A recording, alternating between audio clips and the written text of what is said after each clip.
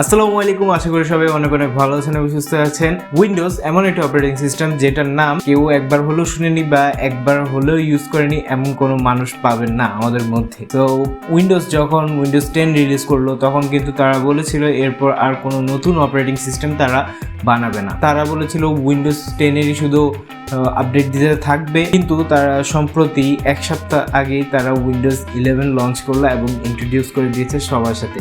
So আমরা আজকের ভিডিওতে জাস্ট উইন্ডোজ 11-এর কিছু চেঞ্জ দেখবো ফ্রম উইন্ডোজ 10 অ্যান্ড অলসো আমরা দেখবো যে এটার নতুন নতুন কী ফিচার্স অ্যাড করা হয়েছে সেগুলো নিয়ে একটু আলোচনা করবো আজকের ভিডিওতে। সো চলুন শুরু করে যাক আজকের ভিডিও। পুরো ভিডিও থাকছে Fahim from Scope Tech. Let's get start the video.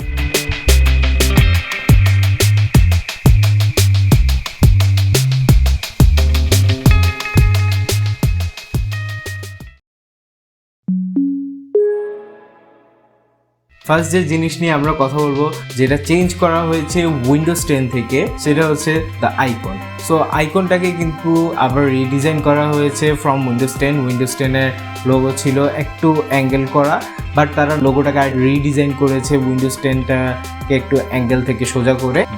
But এখানে কিন্তু তারা আরও নতুন নতুন কালার্স অ্যাড করেছে। উইন্ডোজ 10-এ কিন্তু ছিল একদম মানে নীল, যেটা হচ্ছে তাদের স্টার্টিংয়ে সবসময় থাকতো যে একটা নীল কালারের লোগো, বাট তারা এখানে কিন্তু লোগোটাকে চেঞ্জ করেছে। তারা লোগোটাতে নেভি ব্লু, দেন হচ্ছে একটা পেস্ট কালার অ্যান্ড হচ্ছে ব্লু কালার, আর এটা হচ্ছে ওশেন ব্লু, এই চারটা কালারের মিশ্রণ তারা এনেছে উইন্ডোজ 11-এর লোগোতে। সো আই থিঙ্ক এটা এতটা ইমপ্রেসিভ না, বাট আমার দেখতে ভালো লাগতেছে, but not that impressive. So second যে চেঞ্জ এসেছে ফ্রম উইন্ডোজ 10 সেটা হচ্ছে হোল ইউআইটাকে আবার রিডিজাইন করা হয়েছে। বলতে গেলে মানে পুরো ইউআই জুড়ে তারা হচ্ছে ফ্রস্টেড গ্লাসের একটা ভাইব রেখেছে, যেটা আমার মতো উইন্ডোজ 7-এর একটা ফিল দিচ্ছে, বিকজ উইন্ডোজ 7-এও কিন্তু একটা ফ্রস্টেড গ্লাসের ভাইব ছিল, যেটা আমার মতে উইন্ডোজ 7-এর কথা মনে করিয়ে দিচ্ছে আমাদের সবাইকে।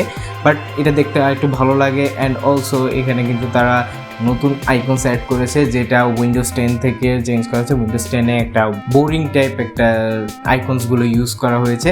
সকল আইকনসগুলোতে একটা অ্যালাইভ কালার এনেছে, বলতে গেলে মানে চোখে অনেক আই প্লিজিং লাগবে আপনাদের সবার কাছে। থার্ড যে চেঞ্জ ফ্রম উইন্ডোজ সেটা হচ্ছে the new start menu. Start menu কিন্তু আগে প্রতিটি আইকনসের জন্য একটা একটা করে টাইল ইউজ করা হতো, বাট এখন মানে প্রতিটি আইকনকে আলাদা করে রেখেছে, যেটা ফিলস লাইক মডার্ন।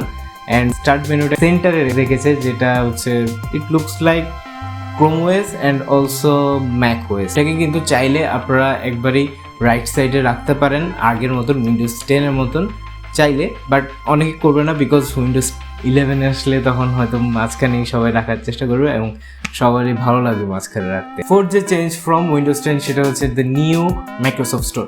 মাইক্রোসফট স্টোরটাকে কিন্তু নতুনভাবে রিডিজাইন করা হয়েছে, একদম একটা ক্লিন ভাইব দেওয়ার চেষ্টা করেছে পুরো মাইক্রোসফট স্টোর ইউআইতে। তারা কিন্তু আরেকটি নতুন ফিচার অ্যাড করেছে উইন্ডোজ 11-এ, কিন্তু সেটা হচ্ছে Android apps. So Android apps এখন আপনারা ইউজ করতে পারবেন উইন্ডোজ 11-এ। তারা এই অ্যান্ড্রয়েড অ্যাপস ইউজ করার জন্য কিন্তু ইন্টেলের ব্রিজ টেকটাকে ইউজ করছে, এবং সেটার মাধ্যমে তারা ARM বেসড অ্যাপসগুলোকে x86-এ রান করবে। অ্যামাজন স্টোর থেকেই কিন্তু আপনার সকল অ্যাপসগুলো কিন্তু ডাউনলোড করা হবে।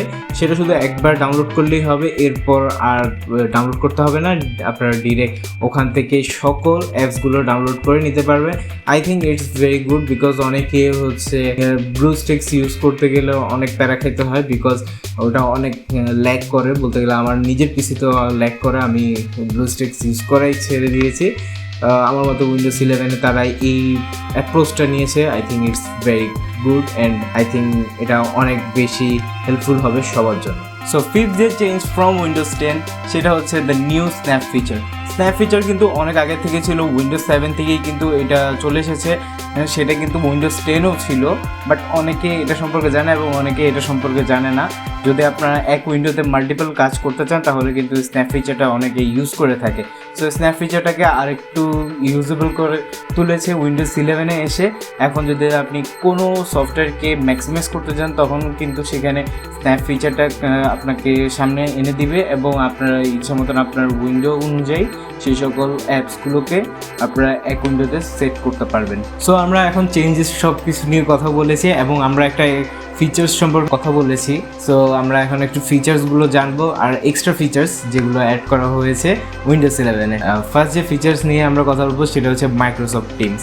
আগে কিন্তু মাইক্রোসফট টিমস কিন্তু ইনবিল্ড ছিল না উইন্ডোজ 10-এ, কিন্তু তারা উইন্ডোজ 11-এ এসে সেটাকে ইনবিল্ড করে দিয়েছে।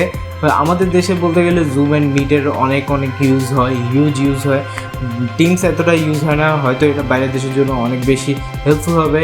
আমার মতে এটাও হয়তো অনেকেই ইউজ করবে।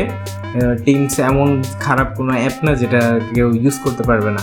এটা আর একটু মানে আমার মতে এটা ভেরি গুড অ্যাপ্রোচ, বিকজ তাদের মাইক্রোসফট চাচ্ছে তাদের সকল অ্যাপ্লিকেশন তাদের এই উইন্ডোজের মধ্যেই থাকবে। সো আই থিঙ্ক তাদের এই নতুন অ্যাপস তারা ইনবিল্ড রেখে দিয়েছে, আমার মতে ইটস ভেরি গুড। সেকেন্ড যে ফিচার নিয়ে কথা বলবো সেটা হচ্ছে তারা নতুন গেমিং ফিচার্সগুলো অ্যাড করেছে। তারা অটো এইচডিআরটা অ্যাড করেছে। আই থিঙ্ক অটো এইচডিআরটা হয়তো এইচডিআর সাপোর্টেড ডিসপ্লেগুলোতে সাপোর্ট করবে, আনসাপোর্টেড ডিসপ্লেগুলোতে হয়তো সাপোর্ট করবে না। I am not sure, but হয়তো বা হতে পারে। একদম ফাইনাল রিলিজ হওয়ার পর হয়তো আমরা জানতে পারবো।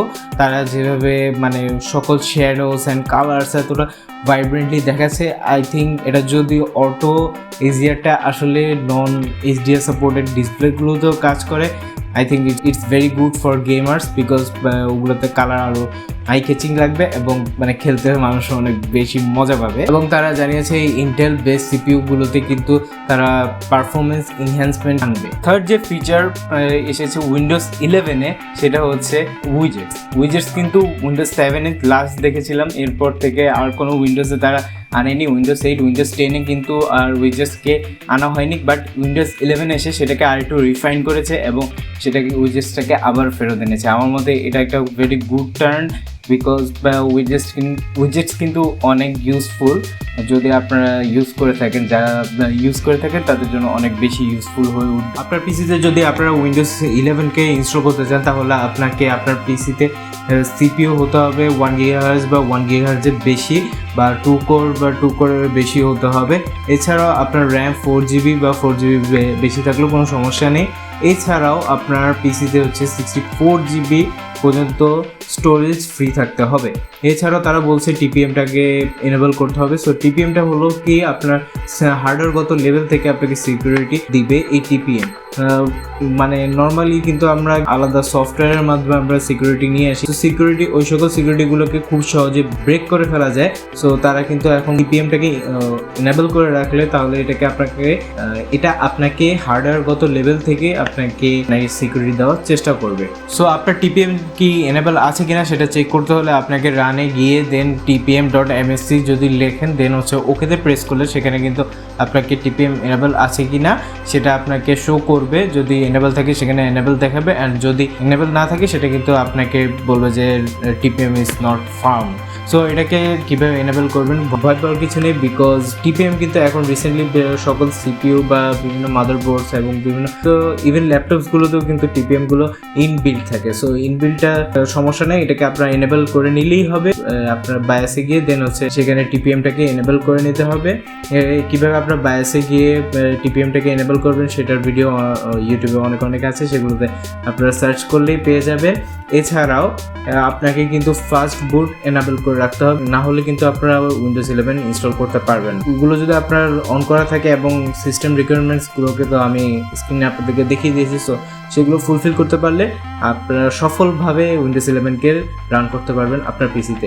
আজকের ভিডিও ছিল এই পর্যন্তই। আজকের ভিডিও যদি ভালো লেগে থাকে অবশ্যই লাইক করবেন, কমেন্ট করবেন এবং শেয়ার করবেন আপনার বন্ধুদের সাথে। এবং যারা আমাদের চ্যানেলে প্রথম এসেছেন এবং আমাদের এই ভিডিওটা যদি প্রথম দেখে থাকেন তাহলে অবশ্যই আমাদের চ্যানেলটি সাবস্ক্রাইব করে আসবেন এবং আমাদের অন্যান্য ভিডিওগুলো দেখে আসতে ভুলবেন না।